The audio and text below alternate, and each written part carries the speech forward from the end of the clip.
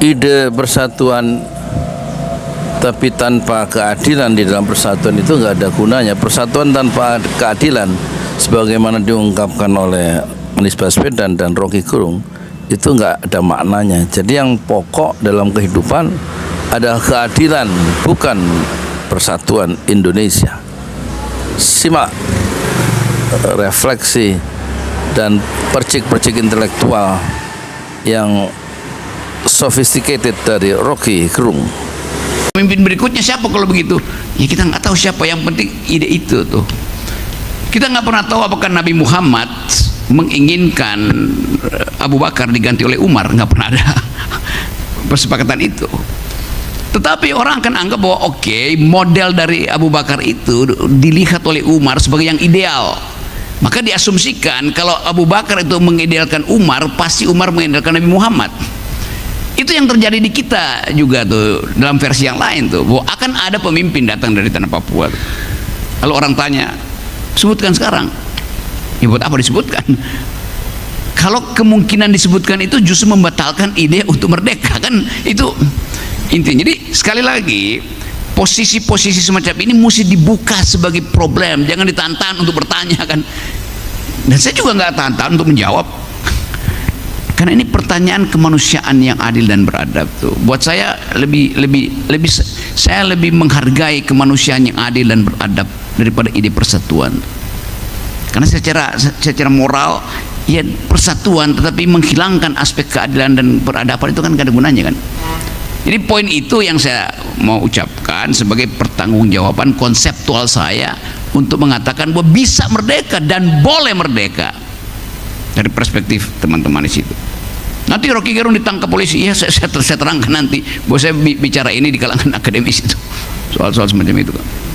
Dan saya percaya bahwa aparat, beberapa hari lalu saya masih ketemu dengan Bais segala macam, bicara hal yang sama. Saya sekarang ngajar di Lemhanas, jadi hal ini saya pernah bicarain di depan forum Lemhanas. Saya ngajar di Sespimti Polri di Bandung tuh, pernah saya bahas soal ini tuh, karena itu forum akademis kan. Saya mengajar di Seskogap TNI juga di Bandung, sama itu. Bahkan satu waktu di Seskogap itu ada seorang dia kolonel waktu itu, dia angkat tangan, Pak Rocky saya mau bertanya. Silahkan. Saya tanya pada gubernur Seskogap itu, komandannya, Pak, bolehkah dia bertanya itu? Ya silahkan bertanya. Apa yang dia tanyakan? Pak Rocky, saya kolonel, kasih saya alasan secara filosofis untuk melakukan kudeta. Karena dia juga belajar bahwa perubahan politik sering disebabkan oleh kegagalan konsolidasi kekuasaan, sehingga menimbulkan ketidaksabaran perwira-perwira muda. Kudeta di Nicaragua, kudeta di Afrika selalu dimulai oleh seorang kolonel. Jadi karena dia membaca literatur, kolonel itu bertanya pada saya mesti jawab itu. Bukan saya anjurkan dia kudeta, tetapi dia tahu bahwa ada problem itu. Secara epistemologis mesti diterangkan, secara sosiologis mungkin gak akan terjadi karena ada Sabta Marga, tetapi dia udah ucapkan itu, hal yang mesti dia ucapkan. Dia tanya di forum akademis, dimana saya jadi pengajar di Seskogap bahkan TNI kan. Itu yang saya maksudkan. Forum semacam ini jangan berupaya untuk menahan pertanyaan, jangan berupaya untuk mengedit batin kita, kan itu buruk bagi perkembangan manusia kan, mengedit batin terutama. Jadi sekali lagi itu yang membuat saya masih betah untuk menjawab di sini. Oke. Ya, soal apa lagi tadi ya? Soal Stefanus Kartens. Oke, soal Kartens itu. Kartens itu adalah bagian dari Seven Summit dunia tuh. Jadi ditanya mana tuh 7 gunung tertinggi di dunia, di semua benua yang ada di benua, Kartens adalah satu di antara 7 gunung tertinggi. Saya terakhir ke Himalaya mungkin 3-4 tahun lalu tuh. Saya mulai melihat esnya meleleh di situ, sehingga kalau Anda lihat misalnya laporan terakhir di majalah apa 2 minggu lalu, es Himalaya itu udah mencair dan mulai terlihat jenazah-jenazah yang dari tahun 80-an. Kan di Himalaya sekarang ada kurang lebih 200 jenazah yang ditinggalkan di situ. Jadi jenazah abadi itu, karena nggak bisa dibawa turun. Kalau Anda naik Himalaya, paling nggak Anda mesti punya uang asuransinya 500 juta. Itu kan itu untuk bawa turun jenazah itu. Jadi kok esnya lagi longsor, bisa kelihatan, oh ini pendaki tahun 80-an. Kenapa? Masih utuh dia, karena dia masih pakai sepatu kickers yang warna kirinya merah, warna kanannya hijau, itu kickers. Atau ini ranselnya masih Lafuma, itu gitu-gitu dah. Jadi ini gejala climate change yang sifatnya planetarium, yang dalam bahasa akademis jumlah kerusakan yang dibuat oleh manusia telah melampaui kerusakan yang dibuat oleh alam tuh. Longsor itu, gempa bumi harusnya itu pekerjaan alam, tetapi ada longsor yang disebabkan oleh manusia. Gempa bumi disebabkan oleh manusia itu. Apa istilahnya itu? Antroposin. Jadi jumlah kerusakan yang dibuat oleh antropos telah melampaui jumlah kerusakan yang memang secara sirkuler dibuat oleh alam tuh. Saya kasih contoh misalnya. Di benua Afrika ada gurun Sahara, oke? Sejajar dengan gunung Sahara di benua Amerika Selatan ada hutan Amazon. Orang sering menganggap bahwa itu gurun itu enggak berguna tuh, yang berguna adalah hutan Amazon. Oke, pandangannya begitu kan, gurun, gersang, hutan Amazon hijau itu. Tapi kalau kita baca riset, hutan Amazon itu justru jadi hijau karena adanya gurun Sahara tuh. Gurun itu dia memproduksi fosfor yang akan diterbangkan oleh angin mengikuti rotasi bumi, dan fosfor itu dalam 40 jam tiba di hutan Amazon sebagai pupuk alami. Bumi mengatur keseimbangan itu. Jadi jangan anggap bahwa gurun itu nggak berguna. Justru gurun Sahara adalah pupuk planet untuk menghijaukan Amazon itu. Tapi Amazon sekarang mulai mengalami proses degradasi itu, karena pengundulan segala macam, dan itu sangat mungkin tidak mampu lagi diperbaiki oleh gurun Sahara. Jadi sekali lagi kita mau lihat misalnya apa penyebab dari Cartons. Ya gampang, ada IKN. Yes. Setiap penebangan satu pohon di IKN memungkinkan 20 cc air di Cartons meleleh. Karena peningkatan suhu bumi di Katulistiwa. Kan sama aja kan. Jadi cara berpikir ekologis ini juga mesti dipahami oleh pemerintah. Cartons sekarang nggak bisa didaki itu, udah mulai ada larangan tuh karena soal keamanan segala macam. Nah kalau Cartons itu tidak bisa lagi didaki, dia akan hilang dari daftar salah satu gunung tertinggi di Indonesia. Saya udah berupaya untuk terangkan, saya nanti akan terangkan pada Pak Prabowo bahwa Gunung Cartons itu kan Kopassus juga berapa kali naik ke situ, dia mesti tetap abadi di situ, esnya di situ tuh. Nanti kalau tanya Pak Prabowo bagaimana cara mengabadikan Pak Rocky itu, ya jangan lanjutkan IKN karena IKN itu memproduksi panas. Itu logikanya begitu, cuma logikanya kan. Sekarang kan suhu IKN itu pohonnya dibabat, akibatnya panas matahari makin kuat di situ. Di bawahnya adalah batu bara, tanpa pohon panas batu bara naik. Jadi yang Pak Jokowi akan jadi sandwich di IKN tuh, dipanggang dari atas, dibakar dari bawah. Kenapa begitu? Karena nggak ada AMDAL. Baru sekarang ketahuan bahwa itu sebetulnya di bawah itu batu bara. Bahkan digali terakhir oleh orang Amerika, itu ada gas yang berbahaya di situ. Mau diapain coba? Udah dibangun. Nah itulah kedunguannya. Harusnya AMDAL dulu, tanya pada ahli itu, bukan sekedar memindahkan. Jadi kalau ditanya kenapa dipindahin, tanya pada dukun. Mungkin dukun beliau yang bilang itu dipindahin kan. Kan sampai sekarang nggak ada keterangannya. Saya kena kasus, dipanggil berkali-kali di sidang oleh Bareskrim karena saya sebut bahwa Pak Jokowi berbohong soal IKN. Yang saya sebut Jokowi itu bajingan tolol. Kalau saya diperkerakan di 33 provinsi. Saya diperiksa oleh Bareskrim, Pak Rocky bilang begitu. Iya, saya bilang begitu. Pak Rocky bilang di mana?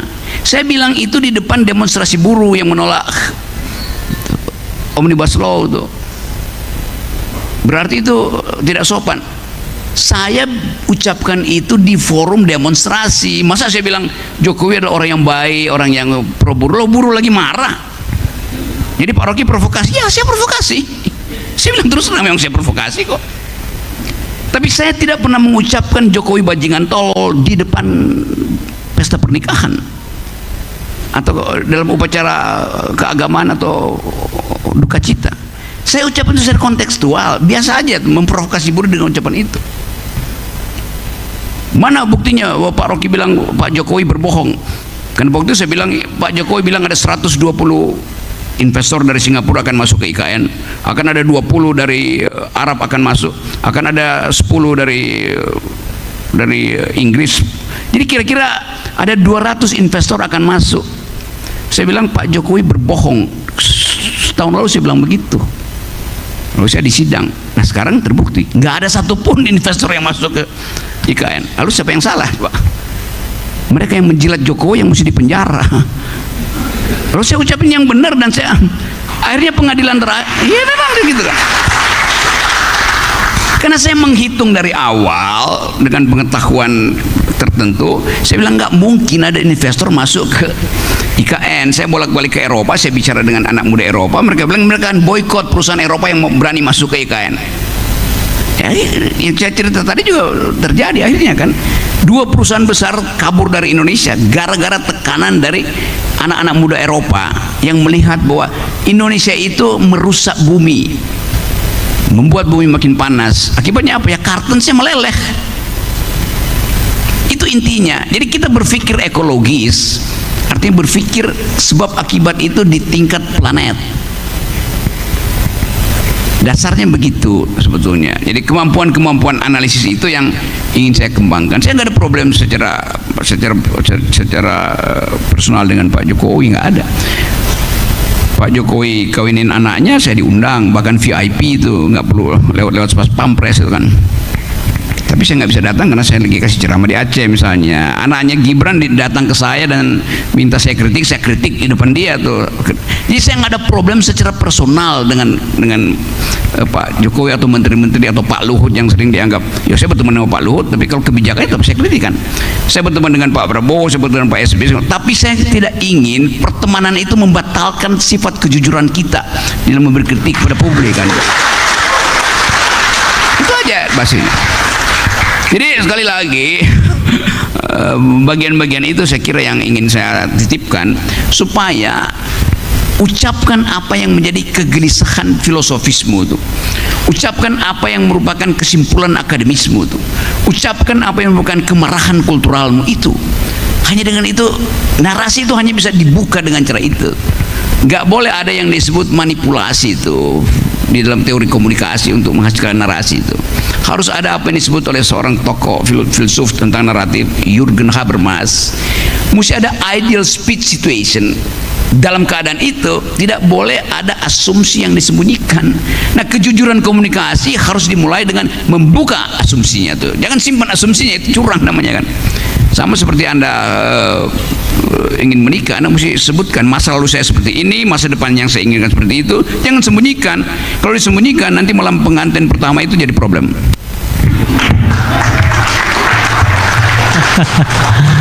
Wah, mari kita berikan aplaus yang meriah. Ya, masih semangat ya. Ya, kita masih semangat, tapi kita diatur oleh waktu, dan ini faktor ekologi juga nih, Bang Rocky. Jadi waktu mengatur kita ya. Di jalan Allah. Ini Masjid 6 Syuhada lagi dikunjungi sama Ketua Hilmi. Modal awalnya berapa Pak Yudi Pramuko? 750.000. 750.000 rupiah aja. Jadi ini 500 jutaan nih barang. Sekarang udah habis 310. Masya Allah, tuh udah pakai keramik, laponnya tinggal. Granit Granit tuh kayak marmer. Tuh, Masya Allah nih, sampai juga kita ke sini. Masjid Enam Syuhada, ngapa namanya Masjid Enam Syuhada, Ya, Pak Yudi? kita mau mendokumentasikan perjuangan dakwah nama anak muda pengawal Habib Rizik Syihab itu Masya Allah. yang dibunuh sama orang jahat di kilometer 50. Kilometer 50 ya. Itu kan simbol memperjuangkan dakwah itu kita harus memberikan segalanya untuk Islam kan ya. Untuk Masya dakwah Islam. Allah. Dan nama anak muda itulah yang sudah memberikan segalanya untuk Islam. Masya Allah. Apa nanti nama pemuda itu ada juga di sini mungkin diterangkan? Mungkin namanya 6 syuhada. 6 ya. syuhada Iya. itu, 6 syuhada dipasang di sini, 6 syuhada. Bib Ali, apa yang dikomentarin dari ini semua, Bib Ali? Masya Allah, luar biasa. Dari uang 700.000 kalau pengen ternyata bisa. Bisa. Allah kirim. Tuh, bisa. Ya, Masya. dengan masuk satu gang kecil, tapi Bapak ini luar biasa. Kecil tuh. Oh, Masya Allah ya. Satu call aja. Masya Allah, perjuangan Pak Yudi Pramuko, YouTuber sejagat paling tua. Tertua di semesta. Tertua di semesta. Masya Allah. Tukang donat. Tukang donat. Tukang donat dari Paru. Ini saya laporkan dari lapangan ini, langsung dari Masjid Anam Syuhada. Masya Allah. Dan ini dia. Dalam lihat ah. Tuh, lihat tuh masjidnya. Tuh imamnya di situ tuh. Malam-malam lagi kita. Masya Allah. Masih kurang nih. Atapnya katanya transfer aja dulu. Masjid Enam Syuhada sebentar lagi selesai. Dinding lubang angin sebagian sudah terpasang, lantai 2 dan kemudian plafon termasuk lantai bukan keramik, granit 150 dus bersama tiang-tiang yang ada 16 setinggi 4,5 meter. Kemudian finishing terakhir adalah tangga menjebol atap ya, lantai pertama untuk masuk ke lantai 2. Inilah Masjid Enam Syuhada. 2,5 tahun lalu dimulai pada 2 Agustus hari Senin 2021. Tinggal sedikit lagi insya Allah, dan lantainya dari keramik, bukan keramik, granit sudah diresmikan lantai pertama. Nanti lantai kedua lewat sini tangganya jebol untuk masuk ke lantai 2. Inilah Masjid Enam Syuhada yang sangat megah karena dari bahan-bahan pilihan, kualitas nomor 1.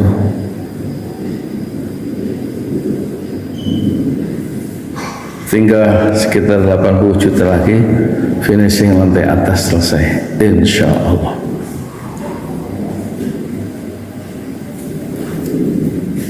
Ya, inilah Masjid Enam Syuhada yang sangat bersejarah ya dalam sejarah dakwah Indonesia modern, insya Allah, karena ini dibangun dalam konteks kezaliman rejim penguasa yang sudah membunuh 6 santri dari front Laskar Front Pembela Islam, dan kita abadikan pengorbanan dan perjuangan dakwah mereka sehingga kita sebut namanya Masjid Enam Syuhada. Mereka mengawal perjalanan dakwah gurunya Habib Rizik Syihab, dan mereka dicegat oleh orang-orang jahat di kilometer 50. Saya Yudi Pramuko, tukang donat dari Parung Juber, tertua di semesta Fasbir Sabrun Jamila. Bersabarlah dengan kesabaran yang indah. Assalamualaikum warahmatullahi wabarakatuh.